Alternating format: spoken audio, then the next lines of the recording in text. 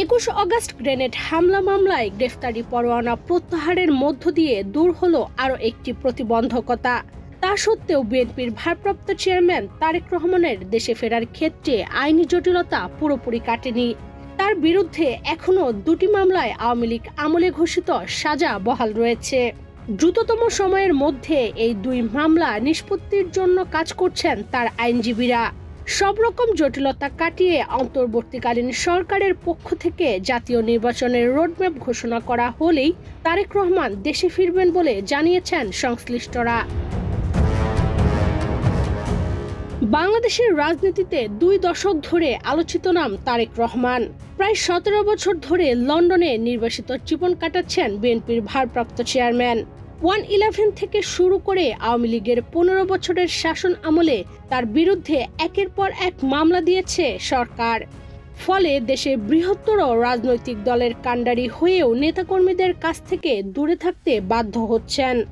ছাত্র জনতার অভ্যুত্থানের মধ্য দিয়ে শেখ হাসিনার পতনের পর বদলে গেছে প্রেক্ষাপট। রাজনৈতিক পট পরিবর্তনের মধ্য দিয়ে সুগম হয়েছে তারেক রহমানের দেশে ফেরার পথও। বর্তমানে তারেক রহমানের দেশে ফেরার অন্যতম প্রতিবন্ধকতা আওয়ামী লীগ আমলে তার বিরুদ্ধে হওয়া 2 মামলা। অর্থ পাচারের একটি মামলায় 2013 সালের 17 নভেম্বর ঢাকার একটি বিশেষ জজ আদালত তারেক রহমানকে খালাসের রায় দেয়। দুদকের এ মামলায় তার বন্ধু ব্যবসায়ী গিয়াসউদ্দিন আল মামুনকে দেওয়া হয় 7 বছরের কারাদণ্ড। অধীনস্থ আদালতের এ রায়ের বিরুদ্ধে আপিল করে দুদক। শুনানি নিয়ে হাইকোর্ট 2016 সালের 21 জুলাই তারেক রহমানকে 7 বছরের কারাদণ্ড দেয়। গিয়াসউদ্দিন আল মামুনের পক্ষে গত 10 ডিসেম্বর আপিল হলে সুপ্রিম কোর্টের আপিল বিভাগ তারেক রহমান ও গিয়াসউদ্দিন আল মামুনের সাজা স্থগিত করে আপিলের অনুমতি দেয়। এ মামলায় আপিলের ওপর শুনানি হবে। এছাড়া জ্ঞাত আয় বহির্ভূত সম্পদ অর্জনের অভিযোগে দুদকের দায়ের করা আরেক মামলায় তারেক রহমানকে 9 বছর ও তার স্ত্রী ডাক্তার জোবাইদা রহমানকে 3 বছর কারাদণ্ড দেয় বিশেষ জজ আদালত। এই মামলায় রায় হয়েছিল 2023 সালের 2 আগস্ট। দেশে ফিরতে হলে প্রথমেই তারেক রহমানকে মামলা মুক্ত হতে হবে। এর জন্য তাকে হাইকোর্টে আপিল করতে হবে। আইন অনুযায়ী কারাদণ্ডের বিরুদ্ধে আপিল করতে হলে প্রথমে বিচারিক আদালতে আত্মসমর্পণ করতে হবে। অবশ্য সরকার চাইলে ফৌজদারি কার্যবিধির 401 ধারায় তারেক রহমানের সাজা স্থগিত করতে পারে। সেটা হলে নিম্ন আদালতে আত্মসমর্পণ ছাড়াই উচ্চ আদালতে আপিল করা যাবে। যদিও মামলা নিষ্পত্তির জন্য তারেক রহমান কোনো বিশেষ সুবিধা নিতে রাজি নন বলে জানিয়েছেন তার আইনজীবী ও বিএনপির আইন বিষয়ক সম্পাদক ব্যারিস্টার কায়সার কামাল।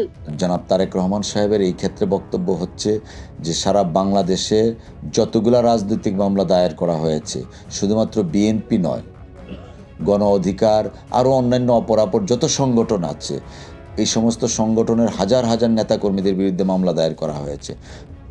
যদি রাজনৈতিকভাবে মামলাগুলো প্রত্যাহার করা হয়, প্রত্যেকের মামলা প্রত্যাহার করার পরে সর্বশেষ ব্যক্তি যেন তারেক রহমান সাহেব হন।